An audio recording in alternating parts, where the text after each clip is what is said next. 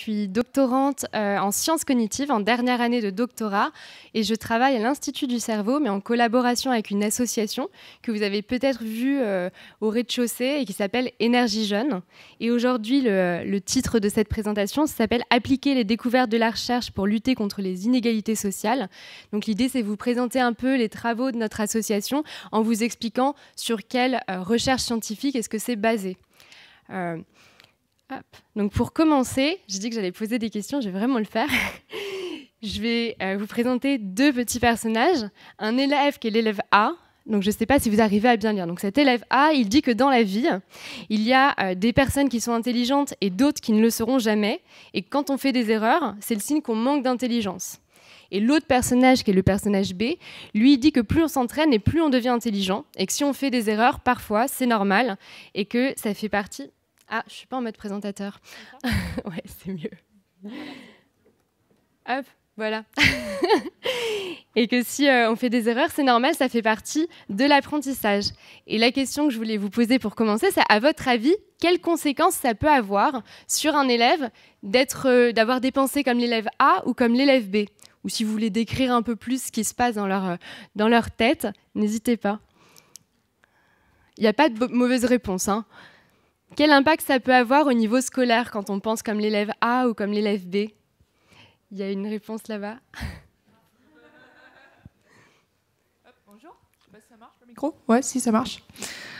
Du coup, je dirais que l'élève A, si jamais il se met dans la catégorie de celui qui manque d'intelligence, il ne va jamais essayer de s'améliorer, okay, puisqu'il va penser que c'est comme ça et donc il peut rien faire. Et s'il se met dans la catégorie de celui qui a de l'intelligence, il va pas essayer de travailler non plus parce qu'il va croire que c'est tout bon. Voilà. Super, merci beaucoup. Est-ce qu'il y a d'autres personnes qui veulent s'exprimer sur cette question-là? Non, on a déjà pas mal d'éléments. Alors, avant de dire ce qu'en dit la recherche, on va faire juste un petit détour historique. On retourne en arrière, et plus précisément dans les années 60, avec un chercheur qui s'appelle Seligman. Et lui, il va s'intéresser aux animaux. Donc pour l'instant, on ne voit pas le rapport, mais je vous jure qu'il y a un rapport avec les élèves. Et ce chercheur, ce qu'il découvre, c'est le phénomène d'impuissance apprise. Il se rend compte que si on a un chien qui est dans une cage dans laquelle il y a des chocs électriques, et que ce chien n'a aucun moyen d'agir, donc il peut aller de l'autre côté, il peut appuyer sur des manivelles, peu importe, il va toujours recevoir ces chocs électriques. Au bout d'un moment, il essayera même plus d'éviter ces chocs électriques. Et si à un moment, on permet, par exemple, en enlevant les chocs de l'autre côté, il n'ira pas parce qu'il restera juste passivement à recevoir les chocs électriques. Alors pourquoi est-ce que je vous parle de ces expériences sur les chiens?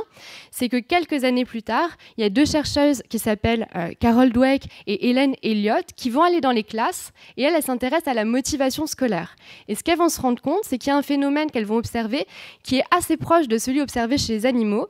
C'est qu'il y a des élèves qui, quand ils reçoivent une mauvaise note, vont prendre ça comme une fatalité, avoir l'impression de ne rien pouvoir faire et vont juste baisser les bras et accepter le fait qu'ils recevront toute leur vie des mauvaises notes. Donc ils vont même plus essayer de s'améliorer.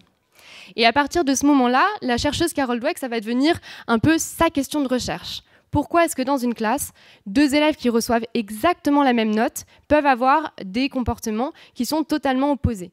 Parce que d'un côté, on a ces élèves qui baissent les bras, et de l'autre côté, avec exactement la même note, il y a d'autres élèves qui, eux, vont au contraire essayer de voir comment ils peuvent s'améliorer, essayer d'augmenter leurs notes et de mettre en place des nouvelles stratégies. Et ce que vont découvrir ces chercheuses, c'est que ce qui peut expliquer cette différence de comportement, c'est les croyances qu'ont les élèves vis-à-vis de leur intelligence. Et notamment, elles vont mettre en lumière deux types de croyances. Une croyance qu'on va appeler ou représentation malléable, c'est le fait de se dire que l'intelligence se développe avec de l'entraînement. Et de l'autre côté, une représentation fixe. Donc là, le fait de se dire que l'intelligence, c'est quelque chose d'inné, il faut avoir certains talents pour réussir à l'école et qu'on ne peut pas faire grand-chose pour échanger. Donc forcément, avec ces deux types de croyances, ça explique un petit peu le comportement qu'on voyait tout à l'heure, parce que si on se dit qu'il y a les bons en maths et il y a les bons en foot, c'est comme ça, on est dans une catégorie et on ne peut rien le changer, quand on reçoit une mauvaise note, ça devient juste un indice qu'on est dans la mauvaise catégorie et c'est comme ça, on ne peut rien y faire. Alors ces représentations, ça va avoir un impact au niveau des croyances, mais ça a tout un tas d'impacts, notamment sur la motivation. Donc ça, c'est ce qu'on a abordé juste avant. Ça a un impact aussi sur le type de motivation. Donc les personnes qui ont une représentation malléable, elles vont avoir plus tendance à être motivées à apprendre des nouvelles choses, alors que celles qui ont une motivation fixe, elles vont vouloir être meilleures que leurs camarades, parce qu'elles veulent juste se prouver qu'elles ne font pas partie de la mauvaise catégorie. Ça va avoir un impact sur comment est-ce qu'on réagit aux erreurs aussi. Il y a des études avec de l'imagerie cérébrale qui montrent que les personnes qui ont des croyances malléables, quand elles font une erreur, elles vont augmenter leur attention après ça pour éviter de refaire des erreurs et elles ne vont pas se décourager.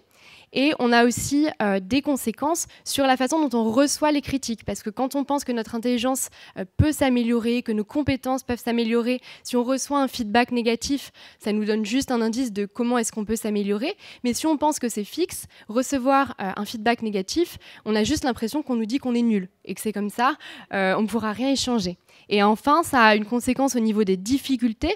Quand on a une représentation malléable de l'intelligence, avoir des difficultés ou faire des exercices difficiles, ça peut justement être quelque chose de super stimulant, se dire qu'on va s'améliorer grâce à ça, alors que quand on croit qu'on a une intelligence fixe, on va en avoir peur. Et c'est ce que disait tout à l'heure Madame, c'est que si on pense qu'on est intelligent ou qu'on n'est pas intelligent, peu importe en fait, si on pense qu'on n'est pas assez intelligent, on ne va pas avoir envie de se mettre en difficulté, et si on pense qu'on est très intelligent, on va éviter ces situations dans lesquelles on pourrait découvrir qu'on n'est peut-être pas aussi intelligent qu'on le pense. Et tous ces impacts, ça va faire que les personnes qui ont une représentation malléable de l'intelligence ont des meilleures performances en moyenne pendant le lycée, même le collège et après derrière l'université. Et elles vont aussi avoir un meilleur bien-être à l'école. Alors maintenant que vous comprenez un peu mieux ce que sont ces représentations, à votre avis, comment est-ce que ça se développe, ces croyances? Qu'est-ce qui peut impacter le fait qu'on se dise que notre intelligence, elle est fixe ou qu'elle est malléable?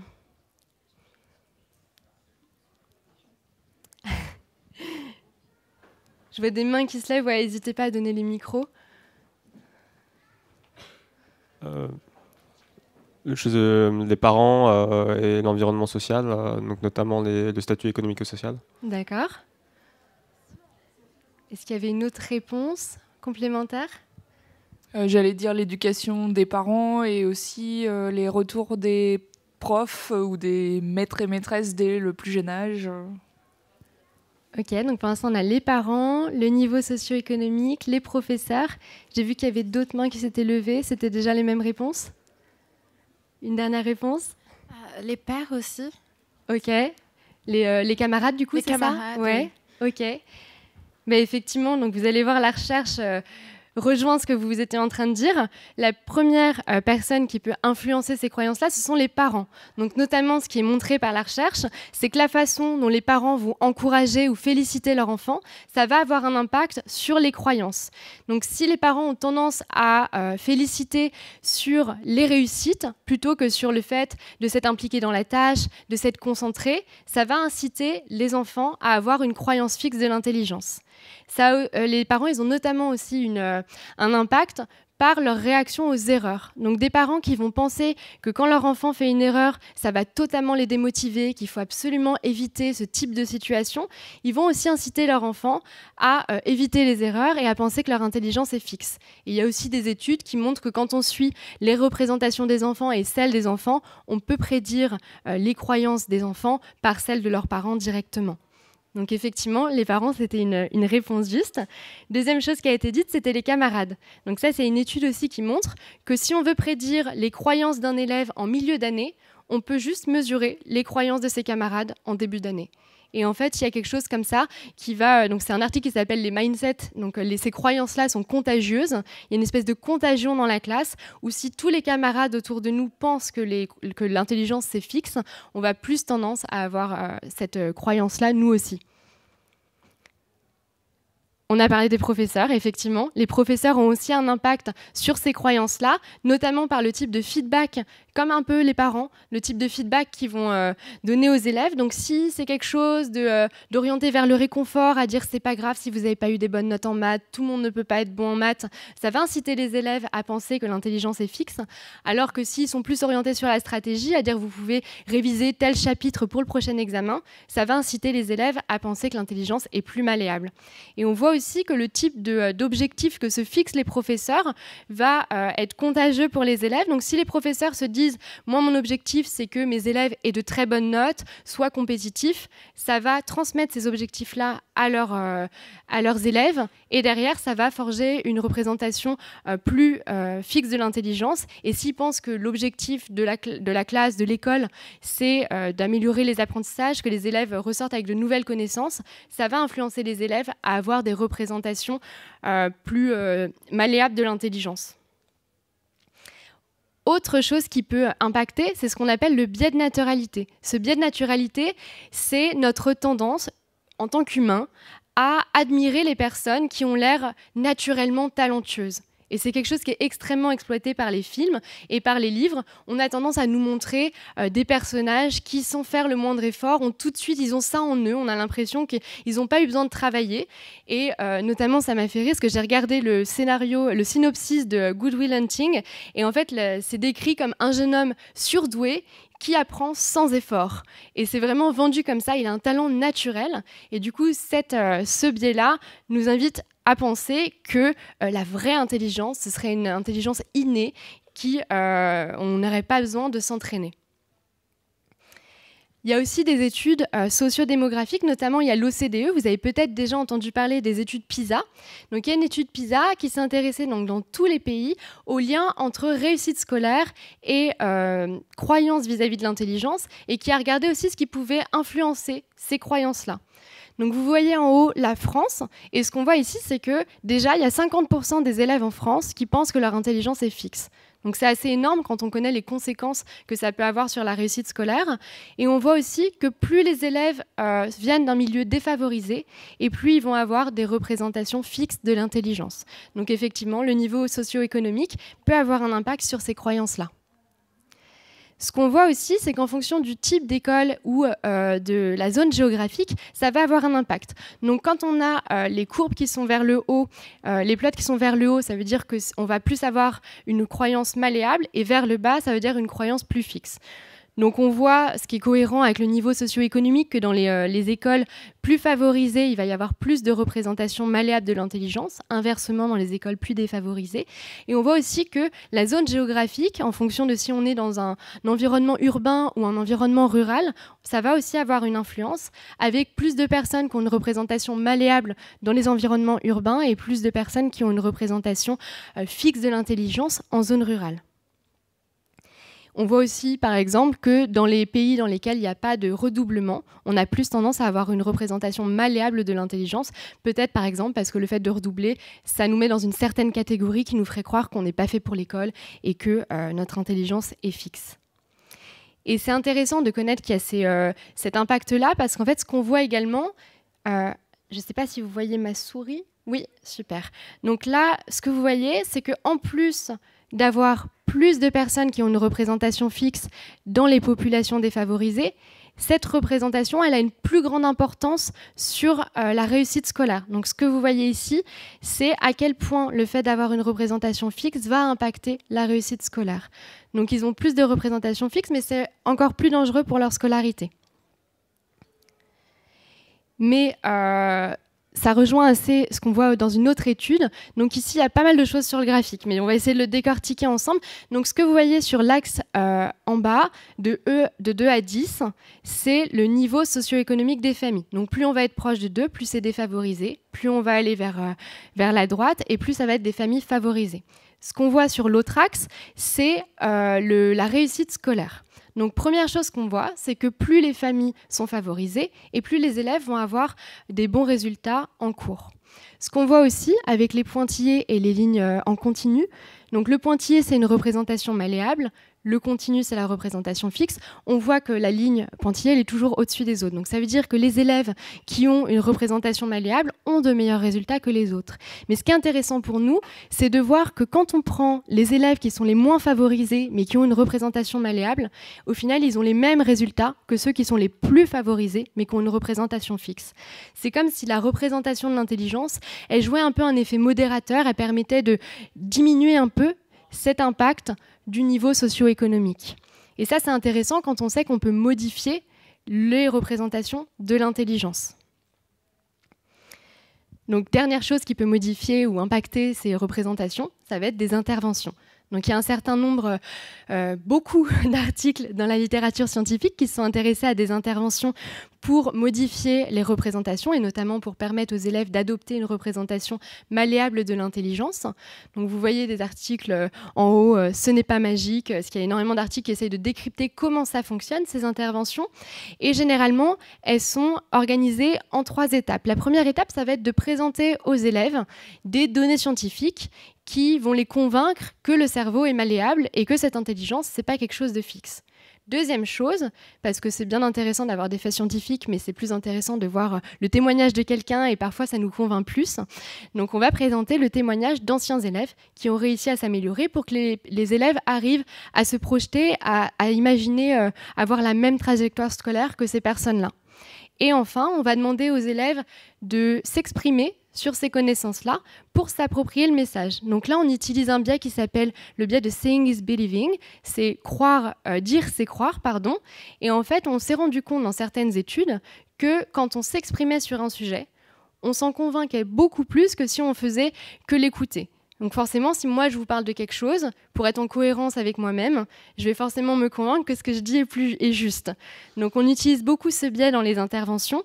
On va par exemple demander aux élèves d'écrire des conseils à des élèves plus jeunes qui commenceraient à se démotiver. Donc comme ça, ils vont réutiliser ces connaissances, les témoignages des autres personnes et vraiment se familiariser, s'approprier ce message-là. Donc ça, c'est des interventions qui sont assez connues en psychologie sociale, que vous retrouverez sous le nom de Mindset Intervention ou peut-être des interventions psychosociales ou les Wise Intervention. Et ça me permet de faire la transition avec l'association Énergie Jeune qui délivre ce type d'intervention dans des collèges de réseaux d'éducation prioritaire. Alors, pour que ce soit plus clair dès le départ, qu'est-ce qu'Énergie Jeune n'est pas? Donc, Énergie Jeune, contrairement à beaucoup d'associations, ce n'est pas de l'aide individuelle. Donc, on ne va pas faire du tutorat, on ne va pas faire du mentorat, on ne fait pas non plus de cours particuliers. Nous, notre objectif, ce n'est pas d'aller faire des cours de mathématiques ou de français ou d'anglais. Nous, ce qu'on veut faire, c'est de créer des déclics en ayant comme objectif de réduire le fatalisme scolaire et social, donc que les élèves ne se disent pas parce que je viens de tel milieu, je n'y arriverai pas, ou parce que j'ai telle note en début d'année, je n'y arriverai pas. On veut augmenter aussi le bien-être des élèves et les aider à s'améliorer. Donc l'association Énergie Jeune, c'est une association qui existe depuis 10 ans. Elle est présente sur tout le territoire. Donc on a des conventions avec différentes académies, ce qui nous permet d'être dans énormément de collèges sur toute la France, dans des zones urbaines, mais aussi rurales. Et on est très proche de la science. On travaille avec un comité scientifique qui, chaque année, nous aide à améliorer notre programme pédagogique. Donc vous retrouverez peut-être des noms que vous connaissez. Il y a d'autres chercheurs, mais là, j'ai mis ceux qui étaient peut-être les plus connus pour vous. Donc il y a des spécialistes de l'éducation, il y a des chercheurs en psychologie sociale, des chercheurs en neurosciences. Et toutes ces personnes-là, chaque année, bénévolement, viennent nous aider à améliorer nos programmes en fonction des nouveautés de la recherche, de ce qu'ils peuvent penser de notre programme grâce à leurs connaissances scientifiques. Et on est aussi assez proche de l'éducation nationale. On est reconnu d'utilité publique. On a des conventions avec, comme je disais, avec toutes les académies. Et on travaille aussi avec les professeurs. Donc, s'il y a des professeurs dans la salle et que vous êtes intéressés par l'association, n'hésitez pas, on a un stand en haut. Et vous pouvez retrouver aussi un groupe Facebook qui s'appelle Communauté enseignant Énergie Jeune. Si vous voulez le retrouver, n'hésitez pas à venir me voir après. Et vous pourrez comme ça participer aussi à l'amélioration et à l'évolution de nos programmes. Donc, on intervient en collège dans toutes les classes, de la 6e à la 3e, avec des programmes spécifiques pour chacune de ces classes. Donc, en 6e, on va surtout être sur la transition entre la primaire et le collège, et on va aider les élèves à devenir acteurs de leur scolarité. En 5e, on va être sur la progression, la volonté en 4e, et la préparation de l'avenir, le passage de la 3e au lycée, ou alors au parcours professionnel pour la classe de la 3e. Et ce que vous voyez aussi, c'est qu'à partir de la 5e, on laisse aux professeurs le choix des thématiques du dernier épisode. Donc, ce qu'on appelle, nous, les épisodes, c'est les interventions. Donc, la dernière intervention, on va avoir 3 parcours différents. Un premier qui est plus sur la métacognition, où là, on va aborder des questions comme la concentration, la motivation ou l'apprentissage. On a un autre parcours plus sur la réflexion sur soi-même, où là, on va aider les élèves à développer leurs aspirations, travailler sur leurs émotions ou encore s'ouvrir aux avenirs possibles.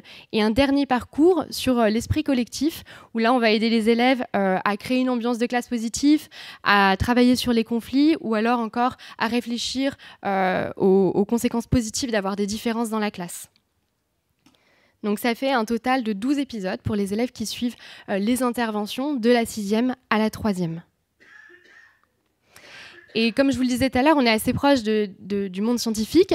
Et une question qu'on se pose du coup quand on a une sensibilité scientifique, c'est nous on est convaincus que ce qu'on fait a un impact, mais est-ce que c'est vraiment le cas ? Et on a eu de la chance pour ça d'avoir un partenariat avec un des plus gros laboratoires d'évaluation de politique publique, qui est le JPAL, qui est un laboratoire créé par le MIT et par Esther Duflo, donc vous avez peut-être entendu parler, parce qu'elle a eu le prix Nobel d'économie il y a 2 ans, je crois. Et c'était une grande étude d'impact qui a été menée sur nos programmes auprès d'un peu plus de 23 000 élèves qui ont été suivis pendant 5 ans. Donc une grande étude longitudinale qui nous a permis de voir vraiment au fur et à mesure des années comment est-ce que notre impact, nos interventions impactaient les élèves. Alors là, je vais vous présenter très rapidement les principaux résultats, mais c'est beaucoup plus riche que ça. Donc si ça vous intéresse et que vous pouvez lire l'anglais, je vous invite à aller voir la publication. Elle est en accès libre en plus sur Internet. Donc ça vous permettra d'avoir les résultats bien plus détaillés que ce que je peux faire aujourd'hui. Donc, premier impact, ce que je vous disais, c'est qu'un de nos objectifs, c'est de diminuer le fatalisme social. Et ça, c'est quelque chose, effectivement, qu'on retrouve. Donc, la ligne rouge que vous pouvez observer, c'est s'il n'y avait eu aucun impact de l'intervention comparé à un groupe contrôle entre la 6e et ensuite les autres classes. Donc là, ce qu'on voit, c'est que les résultats sont toujours au-dessus de cette ligne rouge. On va avoir un impact des interventions dès la 5e, et ce, jusqu'à la 3e. Donc notre première mission était réussie. Et deuxième chose, c'était est-ce qu'on a un impact sur la réussite scolaire des élèves. Et là encore, on était heureux de voir qu'il y avait un impact significatif, un impact de 0,7 écart type. Et comme c'est une mesure qui peut paraître un peu floue, qu'est-ce que ça veut dire ? En fait, on sait qu'il y a un écart de performance entre les étudiants des milieux défavorisés et ceux des milieux plus favorisés. Et avec les interventions, on arrive à réduire cet écart de 20%. Donc on arrive à diminuer cet écart lié au statut social. Et dernière chose, des programmes que je ne peux pas vous présenter en détail, mais que vous sachiez un petit peu aussi ce qu'on fait. On a différents programmes en développement, en test. Actuellement, le premier, c'est un parcours pour les étudiants qui viennent de milieux ruraux. Comme tout à l'heure, je vous le disais, les étudiants qui viennent d'écoles de milieu rural ont plus tendance à avoir une représentation fixe, mais ils ont également des questions qui sont différentes de celles qui sont des élèves qui vivent en milieu urbain. Donc, ce qu'on a voulu faire, c'était vraiment adapter nos programmes, notamment à la question de la mobilité, de la question des rôles modèles. Donc, on a lancé une grande étude où on a été interrogé à la fois des principaux, des anciens élèves, des chercheurs, pour essayer de comprendre quelles étaient les questions spécifiques à adresser avec cette population-là. Et donc, on a un programme qui a été développé, qu'on a lancé déjà cette année. On a un autre programme pour les parents, parce que comme je vous le disais tout à l'heure, les parents ont un impact sur les représentations, mais il y a des études qui montrent qu'ils ont aussi un impact sur l'efficacité des interventions. Un élève qui reçoit une intervention comme la nôtre et qui est dans un milieu qui va vraiment favoriser ces croyances-là, ça va être d'autant plus efficace pour lui. Donc, on est en train de développer aussi un programme pour les parents pour qu'ils puissent aider leurs enfants qui sont bénéficiaires de nos programmes à développer cette motivation, ces croyances malléables et que ce soit quelque chose qui puisse vraiment avoir un impact à long terme. Et le dernier point, c'est l'intégration des professeurs. On travaille vraiment main dans la main avec eux. Je vous le disais tout à l'heure, il y a un comité spécifique pour les professeurs et on va vraiment leur poser des questions. Ils nous font des retours sur nos programmes. On essaye de voir avec eux quelles pratiques ils peuvent mettre en classe pour continuer à faire vivre ces croyances-là dans leur classe. Et c'est un projet qui est encore en cours de développement. Voilà pour la présentation. J'espère que vous en savez un petit peu plus sur les croyances et sur Énergie Jeune. Et puis n'hésitez pas à poser des questions.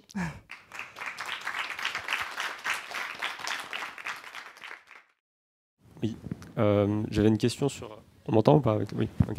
J'avais une question sur comment vous mesuriez les performances scolaires, c'est-à-dire est-ce qu'il y a des tests qui sont standardisés parce que le risque aussi, et qui corrigent aussi parce que le risque c'est que les c'est qu'il y a un biais à outrun, c'est que les professeurs qui sont impliqués dans ces expérimentations ont tendance à avoir envie que ça marche. Donc, comment vous faites pour contrer ça?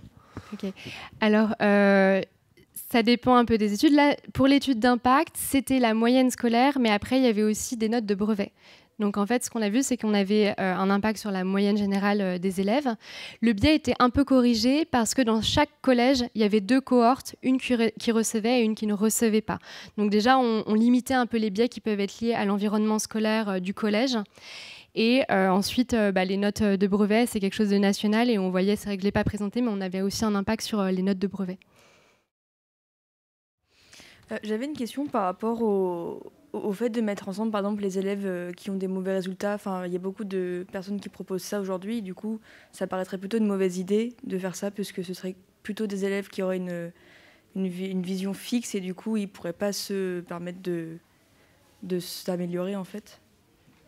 Alors, je ne suis pas sûre d'avoir compris la question. L'idée de faire travailler tout le monde ensemble, c'est ça ? Est-ce que ce serait une bonne ou une mauvaise idée de mettre des élèves en difficulté ensemble dans une classe, ou c'est mieux plutôt de mélanger les niveaux Ok.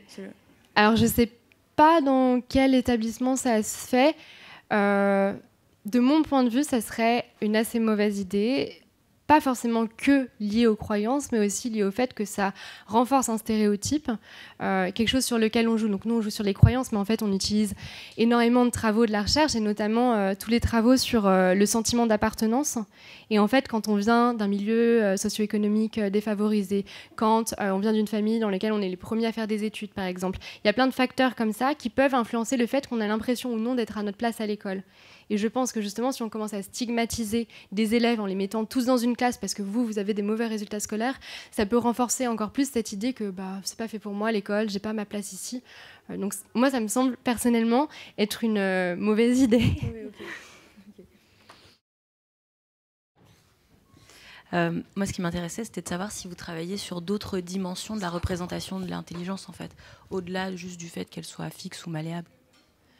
Alors, donc, nos croyances vis-à-vis de l'intelligence, c'est ce qui est central. Après, on va aussi un peu travailler sur la métacognition. Donc, le fait de savoir comment est-ce que ça fonctionne, quelle stratégie mettre en place, comment est-ce qu'on peut être plus attentif, comment est-ce qu'on peut mieux mémoriser, comment est-ce qu'on peut... C'était le parcours... C'était le parcours 2 que je présentais tout à l'heure. Donc la motivation, la concentration, la révision, c'est aussi des stratégies métacognitives qu'on va partager avec les élèves. En dehors de... Enfin, vous nous avez dit que vous étiez en lien avec l'éducation nationale. Ouais. Et en dehors du fait que de vos interventions, est-ce que ils vous utilisent pour améliorer un peu l'éducation nationale et utiliser vos connaissances pour que les écoles qui n'ont pas vos interventions puissent quand même en bénéficier ?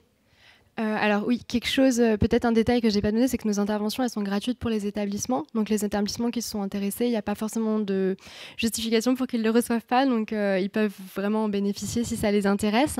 Après, effectivement, on a plein de projets avec les professeurs et je pense que c'est de l'aide mutuelle. Eux, ils nous aident à mieux adapter nos interventions à leur classe et en échange, eux, ils reçoivent des informations sur tout ce qui est connaissances en psychologie sociale, en neurosciences, et c'est sûr que ça leur apporte aussi des éléments, même si on n'est pas présent directement dans le ministère de l'Éducation nationale.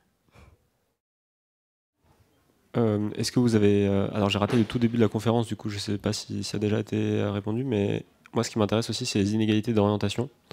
Est-ce que vous avez mesuré les outcomes en termes d'orientation des élèves ?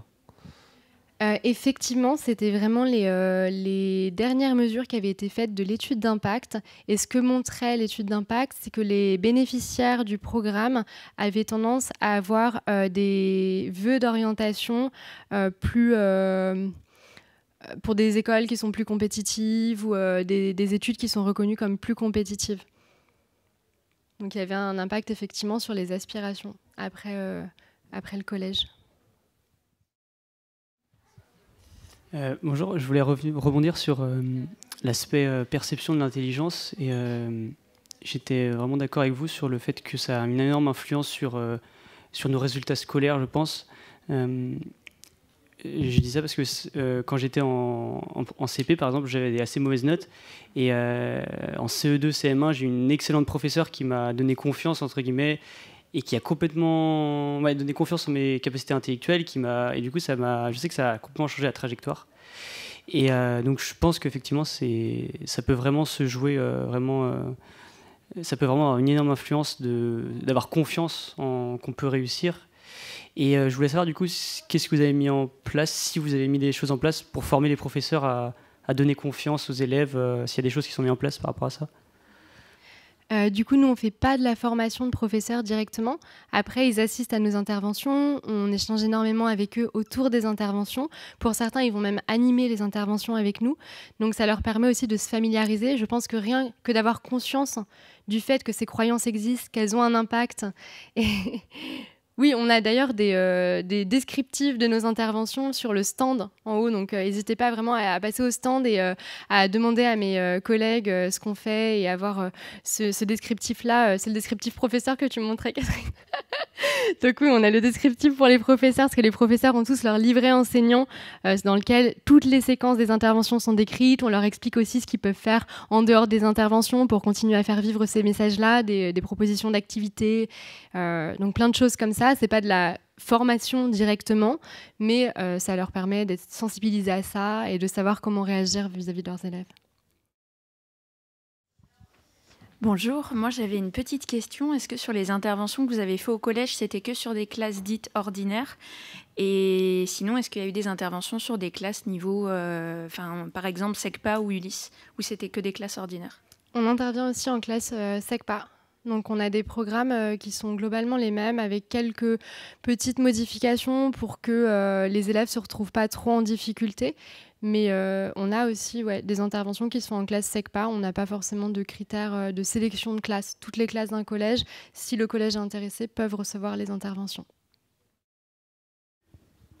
Est-ce que les interventions, elles sont en extrascolaire ou c'est à la place de certains cours? Est-ce que du coup, si c'est en extrascolaire, il n'y a pas un impact sur quels élèves décident de suivre ou non le programme?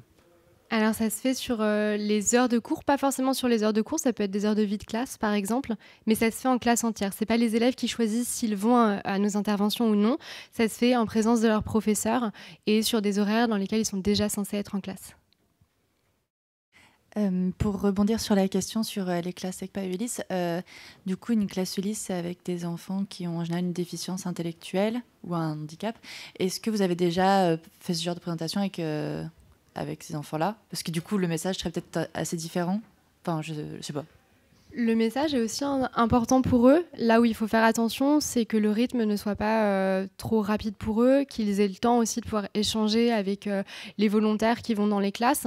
Mais le message de se dire que son intelligence peut se développer, il est vrai pour tout le monde en fait, peu importe le niveau de base. Donc peut-être qu'il y a des élèves qui ont plus de difficultés à la base, mais c'est pas pour autant que s'ils s'entraînent sur certains exercices, ils vont pas avoir une amélioration. Donc ce message-là, d'autant plus pour des élèves qui ont l'impression de pas vraiment avoir leur place en classe, il est vraiment important.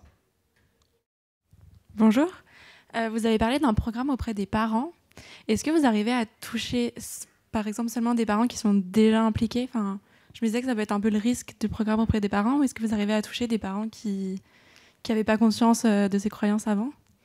Alors justement, on a développé le dispositif de sorte à toucher tout type de parents, dans le sens où les parents n'ont pas besoin d'être volontaires pour participer au programme. S'ils ne veulent pas être contactés, ils ont le droit de refuser, mais sinon c'est tous les parents de la classe qui sont appelés, parce que c'est un dispositif qui se passe par téléphone. Donc ça permet d'atteindre un grand nombre de parents et avec des profils très différents, des sensibilités à la psychologie et à la motivation très différentes aussi. Je me demandais qu'est-ce qui a motivé votre choix de vous concentrer sur le collège et pas du primaire, pas du lycée ou même à l'université? Ça pourrait être utile, je pense. Alors, quand l'association a été créée, je pense que le choix d'aller sur le collège, c'est que c'est vraiment une période de transition pendant laquelle il y a énormément de décrochage scolaire. Donc pendant la primaire, il y a certains enfants qui commencent à se démotiver, mais ils ont assez peu d'autonomie au final. Donc ils ne peuvent pas trop sécher les cours, ils sont obligés d'être là et au final, ils n'ont pas trop de liberté dans leur travail parce qu'on leur donne des choses à faire et ils doivent juste les rendre. Au collège, on commence à devoir être autonome et c'est là qu'on voit vraiment une chute de motivation dans les études et il y a beaucoup d'autonomie. Donc ça veut dire que les élèves peuvent ne pas aller en cours, ils peuvent arrêter de suivre les cours. Donc c'est un moment très clé et qui va avoir un gros impact derrière sur l'orientation et du coup sur les métiers, les choix professionnels. S'il n'y a plus de questions, on va conclure du coup la conférence. Merci pour votre attention et puis n'hésitez pas à passer sur notre stand en haut.